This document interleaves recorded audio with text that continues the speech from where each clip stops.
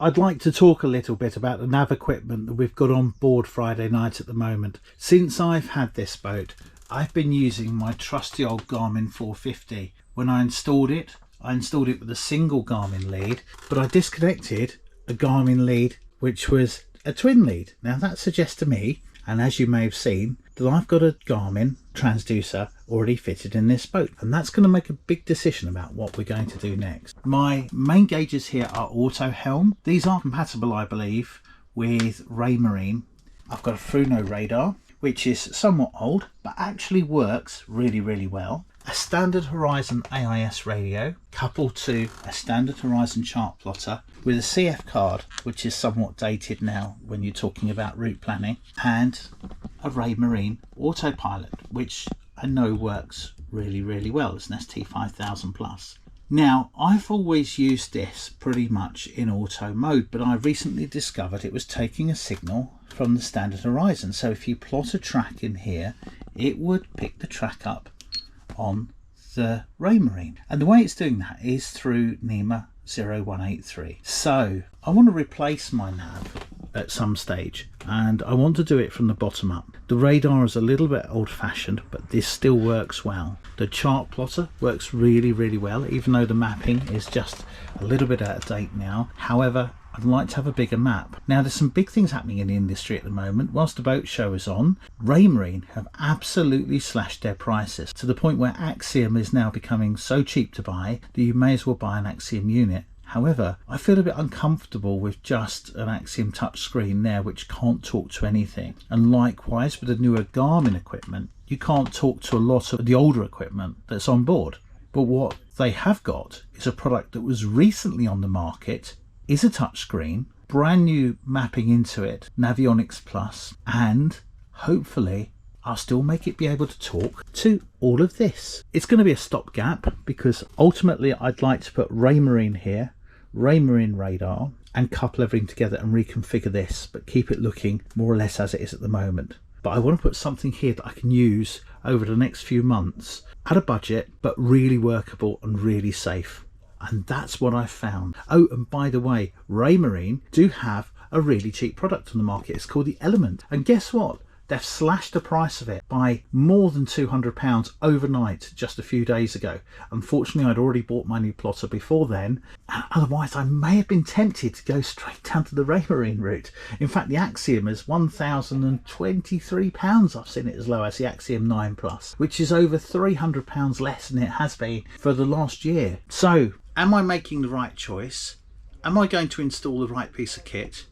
And is it going to do what we need it to do? So this is what I'm going to be replacing the trusty Garmin 450 with. This is new old stock. There is a newer version of this which is called the UHD 2, which has a slightly better GPS receiver. However, this GPS receiver is already 10 times better than that in the Garmin 450. This is the old stock. There is a slightly newer model called the UHD 2, and it has a higher resolution screen, but doesn't have backward compatibility for NEMA 183. This does. But also, I managed to get a really good deal on this, and maybe if I'd have seen the Raymarine deals just 1 or 2 days beforehand, I may have bought Raymarine and be tempted to have bought something a little bit better. But as I said, I'm going to backward compatibility upgrade my system. So this is a really good plotter, complete with Navionics large map, Great Britain and some of Europe, Holland and the Belgian coast as well, £740. The newer version of this with the mapping built in, just coming on just under £1,000. What's the difference? The new version has a slightly better GPS receiver. The GPS receiver in this has never let me down in the Garmin 450, so this is already an improvement, and a slightly lower resolution screen. The screen's 800 by 400, which is a million times better than 240 times 160. So I'm on a win-win for this, I think. And I think at £740 complete with the brand new Navionics package as well, a 9-inch screen, touch screen at that, I think I've got a relatively good deal. Let's get this unboxed. So that's the plan for today. Let's get this chart plotter installed, But also I will talk a little bit more about those Raymarine offers, because they are cheeky, and it is almost as if they may have some new products coming down the line, or they're just trying to undercut everybody else in the market whilst the Southampton boat show is on. Who knows?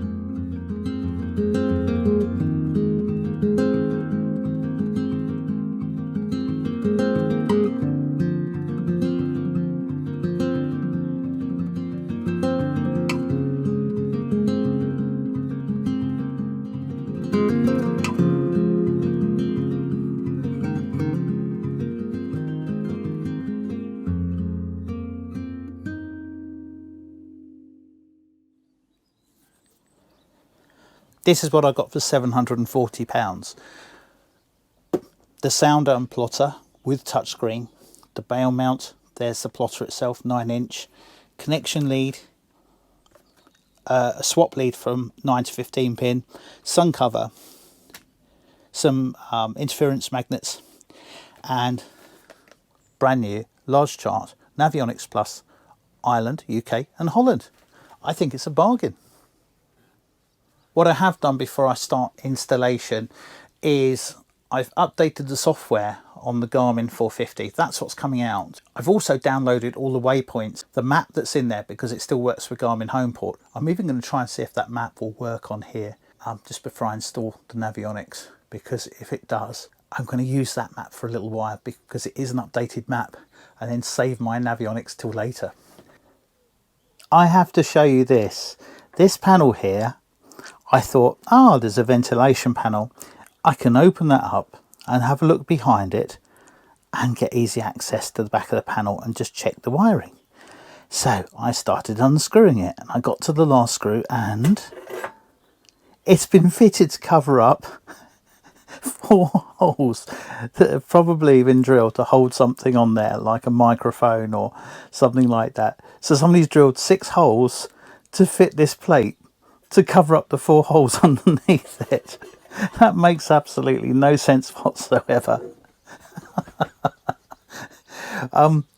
Yeah, gel coat filler is not very difficult to colour match. It really isn't. So where am I up to at the moment? Well, I've got the main power cable through. I've got the transducer cable through. And I'm just wondering if I should get an NMEA cable through there as well. Now, the other end of the cables, this one, I need an adapter to use. Oops, there we go. It's gone through the hole again. I'll get that back in a second. I'll probably need an adapter to get it to work with this transducer, which is a simple transducer, which is on, it's a skimmer, which is on the back of the transom shield, or back of the transom. This is the new cable for the new plotter with the 4 leads coming out, and this is the original cable that went with the original plotter. Now it had this cable as well, which I cut, which was the transducer cable, so I can ignore those cables, and this is just the core cable, and this echoes the same cable as this Garmin 450, so I actually know which each of these colours are. So I've got a positive and negative, which I need for the plotter, and for now those are the 2 that I'll wire up to this lead, but I'm going to work out what the NMEA leads are and how they match up to these, and if I can connect them already, I will. So I'm going to refer back to, this is why I keep things like this, the original owner's manual, because in this manual I've actually got the table of exactly what all those wires are, and the colours on here match that. Sometimes intuition plays a good part of your purchasing. Now, at some point in the past, these holes were drilled for another plotter. How very ironic, it had a Garmin plug in it. Now this is some years ago that this has been installed, but look at this mount. Suddenly the holes perfectly line up. How's about that? No drilling required, and I've repurposed some holes that are already there, so I'm really chuffed with that. What a win. Well, if that's not a quick win, I don't know what is. Look, the holes are in exactly the right place, the threads are exactly the same, and now that bail mount is securely mounted. No drilling, exactly where it needs to be, and wow, I'm so impressed with that. And we know the wiring is good as well. Let's get the rest of it installed and get on and get the navionics or the mapping also installed on the plotter. One more little job, which is one of the most satisfying things that you can ever do, and something I didn't do when I bought my last plotter in here many moons ago, and it's this. Look at that. Shall I leave it on? I don't know. Shall I leave it on for now just in case? I don't know. No. Too late. It's off. And let's take these bits off the side as well. Fully installed. Right, let's get it switched on and let's have a look at the nav and let's see if we can get the waypoints from my last plotter onto this one and the routes, because I've got loads of routes on there, and if I can get those installed from the old 450, which is here, which if you remember, I've popped the routes onto an SD card which is still in there. Let's get them onto here. Let's see if those routes will transpose over. If they will, that's going to be another win-win-win for me, because I've got literally the whole of the East Coast and some of the South Coast already plotted out on routes. So I just want to talk about setting up and the benefits of the Active Captain app. Active Captain is an interactive system that works between Garmin, Apple and Android devices. Basically, you download the app Active Captain. Now when you set Active Captain up, you have to set a Wi-Fi network up on here, and then you need to create a network between your device and this as well. Once you've done that, you need to create an Active Captain memory card, and that's done by popping an SD card in here no greater than 32 gigabytes. It won't cope with anything larger.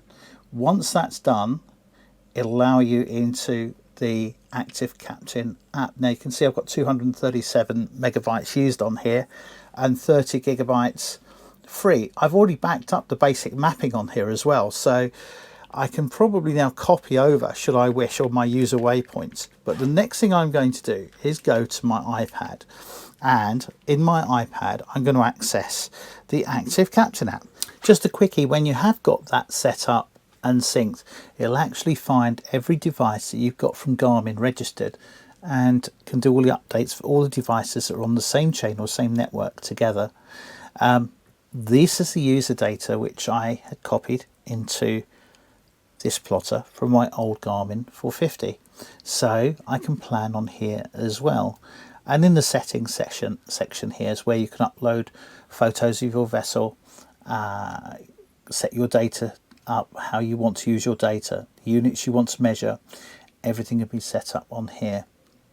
As I said, this plotter around the globe is more sold for fishing because this has got industry leading sonar capability, but I just want to use it for navigation, and this is already, I feel, a massive upgrade from where I was before. It's clear, it gives clear instrumentation across the helm, and is a good starting point for our backward upgrade of the radar, getting rid of the standard horizon equipment which is a little bit old, and getting a system which is more up to date. But this is the first upgrade that we've done. Navionics is the next step to install, so I'm going to get that done now, and in a couple of weeks time I'm going to give it a good road test.